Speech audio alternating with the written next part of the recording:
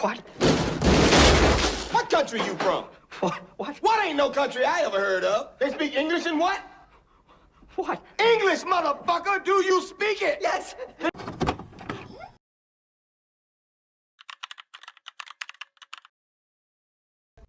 Before English took over, French was considered widely used as a lingua franca.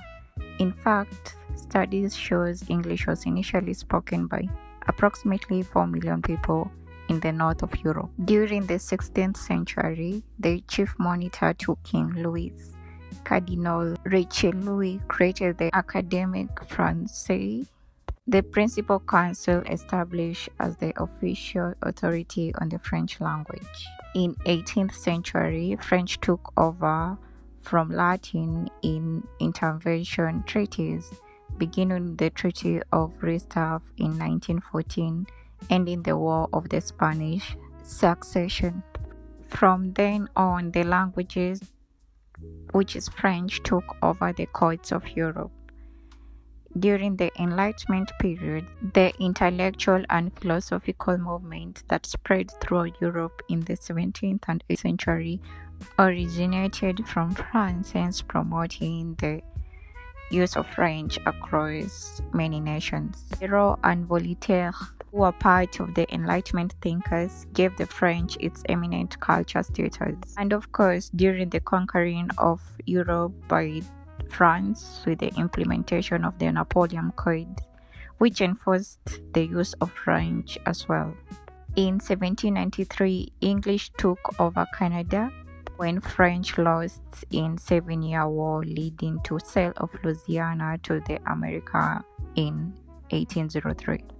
Though the French Revolution was ongoing, the English Revolution took over, starting in the mid-18th century, and through Industrial Revolution and among other factors such as spread of technology and science, anyone required to work in this industry had to speak English. Not ignoring the British or the Britain Empire taking over many other countries during colonization, which continued to lead to English being used as a lingua franca.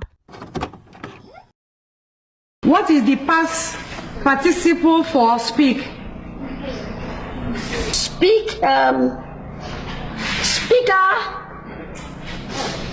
talkative. Speak, spoke, sparked.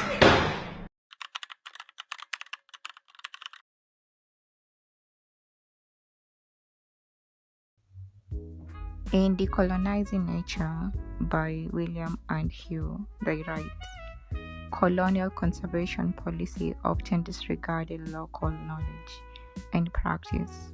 The idea of wilderness was a colonial construct, and local communities were often seen as enemy of conservation.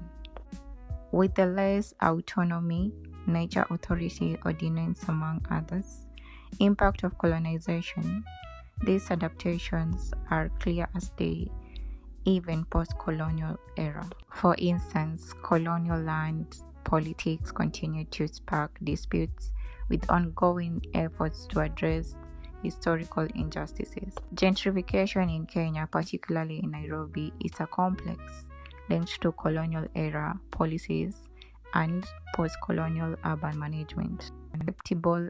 As a legacy of British colonization, English has become a global lingua franca, attributing its spread to the expansion of the British Empire, Industrial Revolution, technology, rise of United States as a global superpower, and diplomatic institutions such as the UN operating on the English language. English as a foreign language does not have official status, but it's the language which is most likely to be taught to children and learned by adults for various reasons. Now, English is most widely taught as a foreign language in more than 1,000 countries, including China, Russia, Germany, Egypt, and Brazil. The Kachura model defines the use of English as a first language, second language, and foreign language, represented in form of a circle. It was necessary for the British to teach English throughout the widespread empire because they needed people in distant places to speak English so that soldiers could understand their British officer. Oh, your accent is so, I like it. I got it from my mom. Okay, you got it from your mom. Yeah. Okay, she has traveled before. Yeah. Wow. What accent is it? A British accent or an American accent? Oh my God, it's a black American accent. Eh? Black American accent. Okay, black American accent. Yeah. Okay.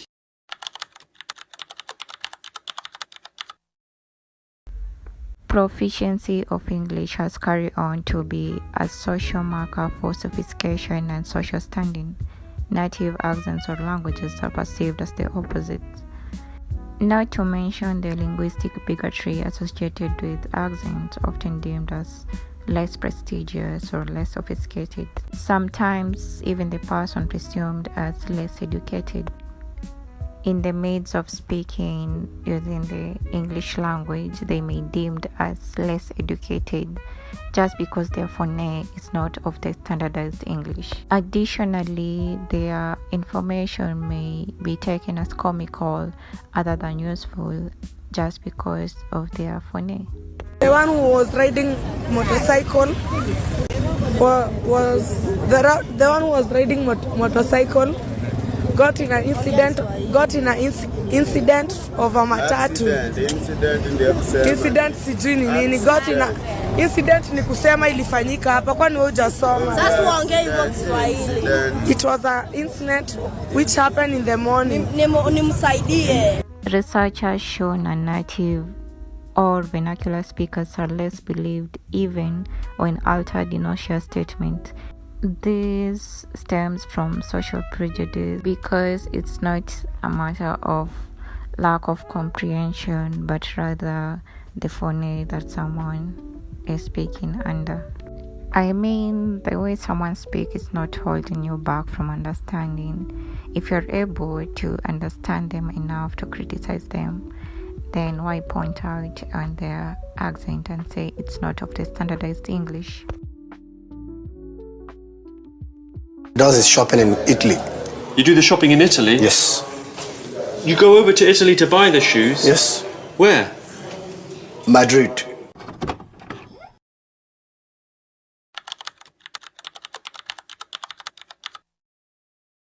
What country you from? What? What ain't no country I ever heard of? They speak English in what? What? English, motherfucker! Do you speak it? Yeah. So you understand the words I'm saying to you? Yeah. Every colonized people, in other words, every people whose soul is inferiority complex, has been created by death and burial of its cultural ambiguity, finding itself within the language of civilizing nation that is with the culture of the mother country. The colonized is elevated of the mother's country cultural standards. He becomes whiter as he renounces his blackness, his jungle. He allows the seed of self-hate, the most destructive effect of colonization. The domination of English over local languages may cause speakers mixed feelings of either happiness or disappointment. The status of English in regional communication might be challenged by the person's first language or sometimes the local language itself. The people who often use big words when trying to pass a message, and we see that people try to show they have a better command of English by using the extra words, and people will say, oh, it's a person who is learned or educated.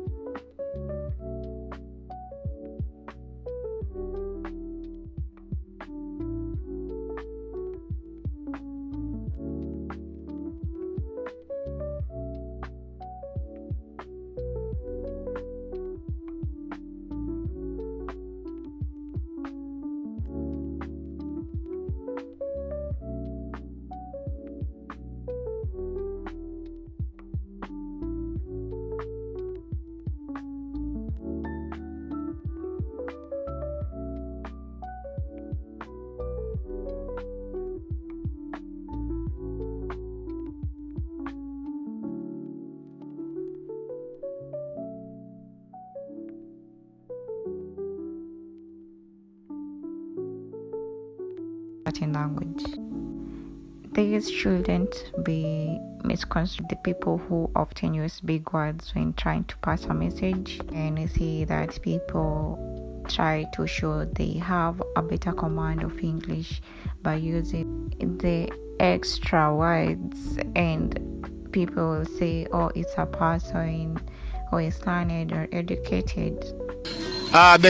You see, the current MPs, I want to say that they are cesspit hypocritical politicians who are only going to titillate the minds of Kenyans in order to vamoose their tedium and vacuous ideologies, in order to please their capricious gods of magics, political personality cults in this country. These guys, they are being tormented by the following two spirits, incubus and succubus. Collins Otieno Seya, well known as Kisumu Englishman, because of periphrastic, circumlocutory, tautological, brilliant, excellent kind of English. His Excellency Uhuru Muigai Kenyatta, MGH, CGH, President and Commander-in-Chief of the Defense Forces of the Republic of Kenya, who is aristocrat, plutocrat, presumptuous, audacious, venturesome. Even though the Kenyan Constitution calls for promotion of indigenous language, this is often seen in dissemination and propaganda spread during political rallies. Interfere na chama chetu. Wewe mzee Oburu, tell William Ruto, hakuna hata kiti hata moja mtapata, because kura ya William Ruto ni 24,000. Iko inakona hapa Lang'ata.